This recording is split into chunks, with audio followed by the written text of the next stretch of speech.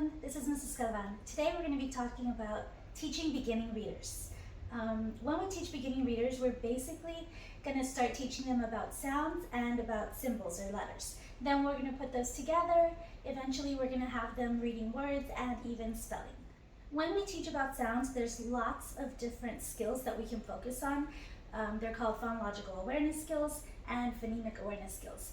I am going to focus on two skills that are really essential for students to start reading. The first one is syllable segmentation, or clapping out the syllables. So I have a word right here. The word is hot dog. We're going to clap it out until we get how many syllables are in the word.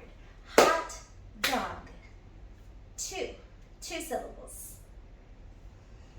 I can also start to mark how many syllables, like hot dog. It has two parts or two syllables. I can even do a little divider. We can get into that a little bit later. But for now, we're just going to be clapping hot dog. Other ways that you can teach syllables are to tell the kiddos to talk like a robot. So computer. Saying words like that is also going to break them down to syllables. Computer. 3 syllables. There's lots of skills to develop with phonological awareness. The most important one to me is phonemic awareness. Phonemic awareness is just breaking down a word into the smallest parts of sound, the smallest unit of sound called a phoneme. A phoneme has the word phone in it, so you know it's something you hear. A lot of people make the mistake of saying, oh, you could do phonemic awareness with your eyes closed. Yeah, you could teaching, you could be a teacher and not use visuals, but why would you? That's not the best way to do it. So what they really mean is that phonemic awareness doesn't need letters. Once you add letters, that actually becomes graphophonemic knowledge, or spelling, right? One of the games that I like to use for phonemic awareness is these little phoneme puzzles. So you have a photo and it's cut into 2 parts or 3 parts depending on how many sounds are in the word. This is C, S, E, E, C. Here's another example. Eat. E, T, eat, eat. So anytime that we're talking about phonemic awareness, it's always most important to focus on the segmenting than the blending. Yes, we want kids to be able to blend the sounds, that's the goal, but it's actually easier for them to segment and then blend it afterwards. I actually like to do all 3, so we'll say the word, then we'll sound it out or cut the word into sections, and finally we'll blend it back together. So say, cut, blend.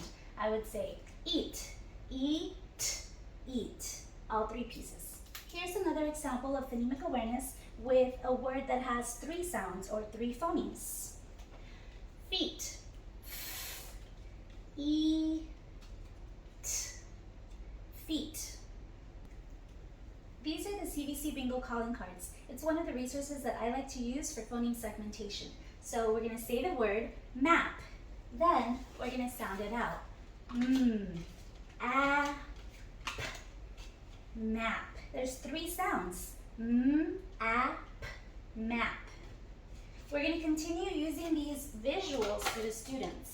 The teacher uses really large cards just like this. It makes it easy for everyone to see, and the kiddos can have their own version, like if you're working in a small group or something. All they need is little color tiles. They could even be just paper squares.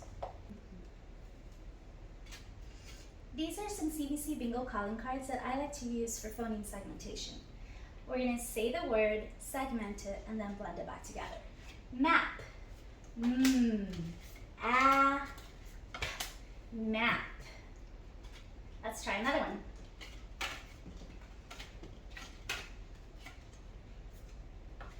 Mud. A, d. A, d. Mud.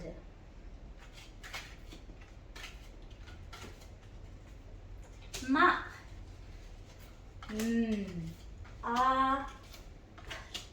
Get a few more cards. Say sun. Sun. Sun.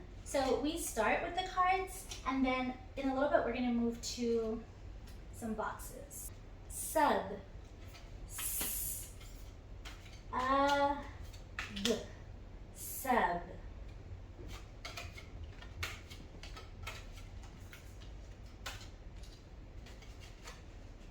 Lip, ooh, no, it's off.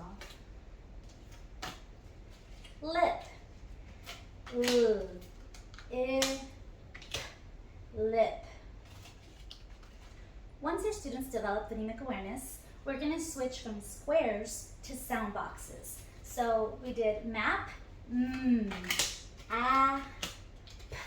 Instead of having 3 squares, we're going to use sound boxes. P.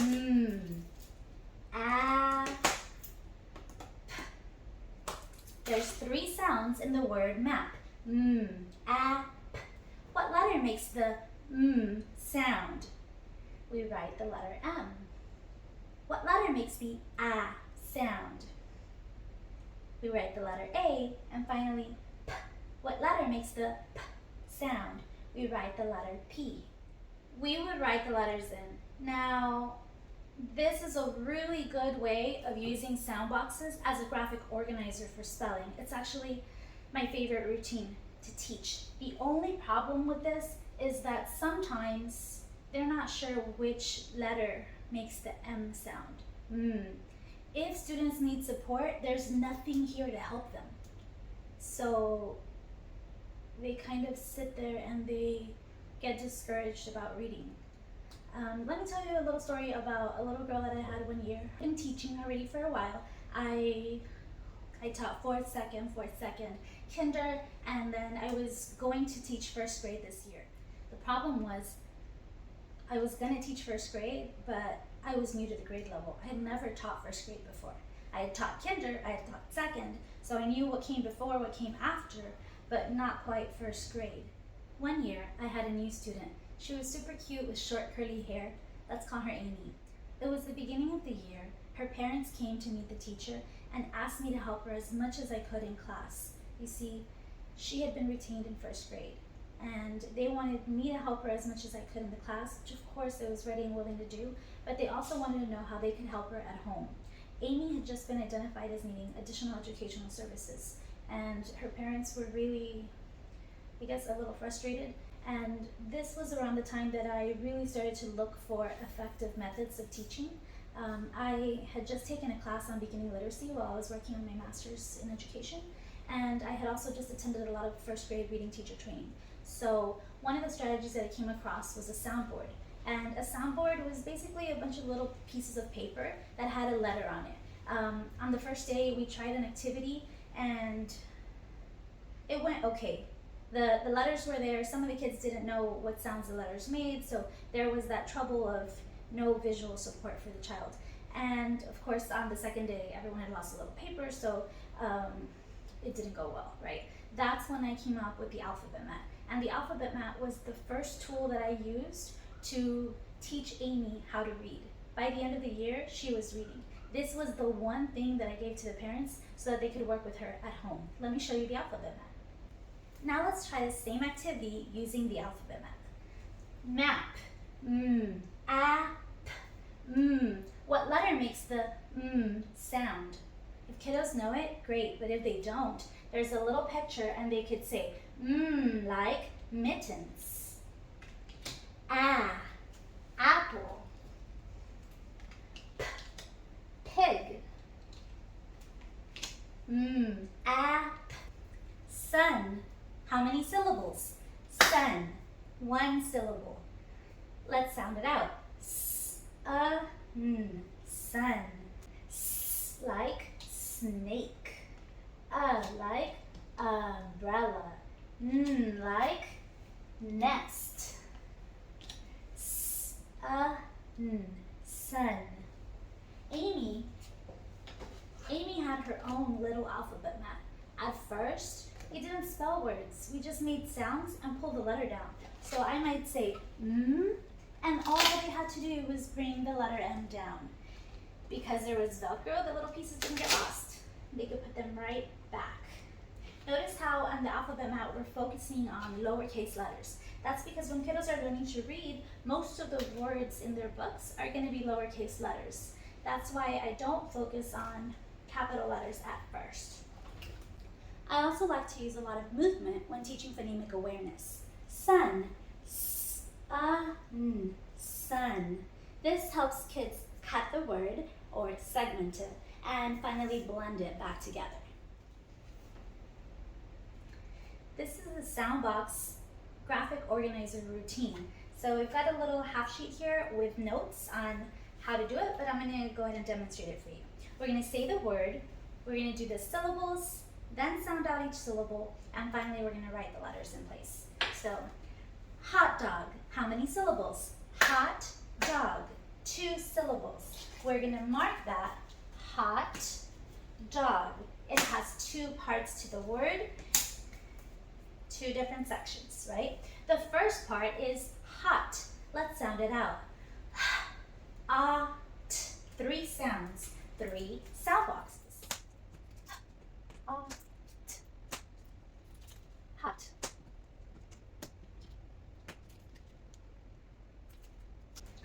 Hot dog, hot. Ah, t. What letter makes the sound? H, like house.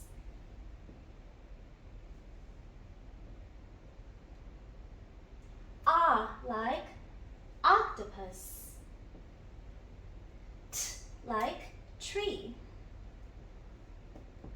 Hot. What was the second part of the word? Dog. Hot dog. How many sounds? D, ah, g. 3 sounds. How many boxes? 3 boxes. D, ah, g. Let's just split it.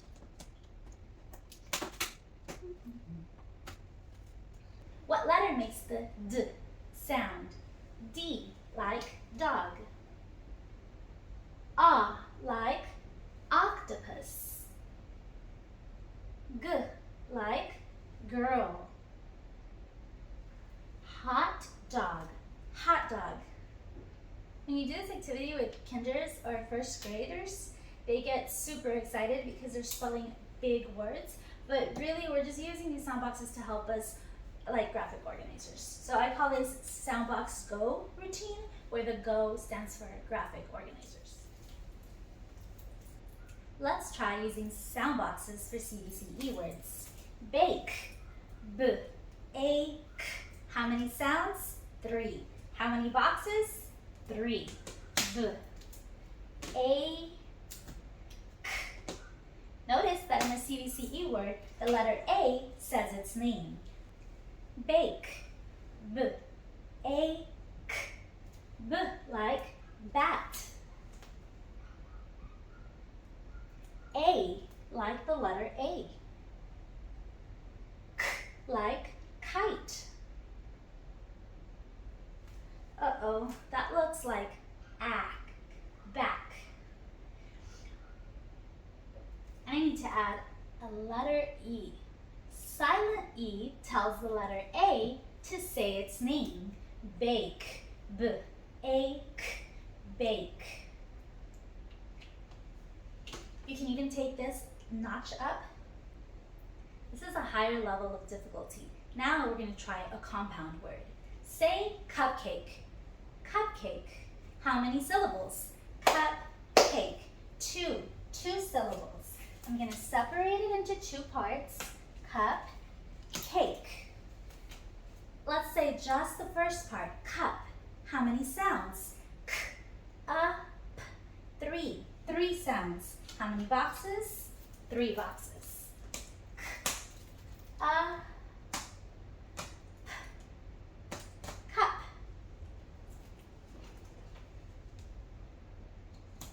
Cake. Cupcake. All right, let's go into the first part. Cup. K, C, like cookie. Like umbrella. P, like pig. Second part of the word. Cake. How many sounds? K, a, k. 3 sounds. How many boxes? 3 boxes. A. Okay, I had to scooch it over because it didn't fit. Cake. A. Like cookie. A like the letter A. And like kite. This says cack. I want the letter A to say its name, so I need to put a silent E. Silent E tells the letter A, say your name, code it with a macron. Cup, cake, cupcake. One more thing that I like to include when we're doing phonemic awareness is to use movement, right? So the word cup, we did k, up with the fingers. When kids are a little bit older, they will tap on the desk because, you know, they're mature and they don't want to be seen counting on their fingers, so they'll do it this way. K, up. How many sounds? They're still gonna have that count. I hope you like these graphophonemic knowledge routines and strategies for teaching beginning readers. Please look at my next video, Building Sentences.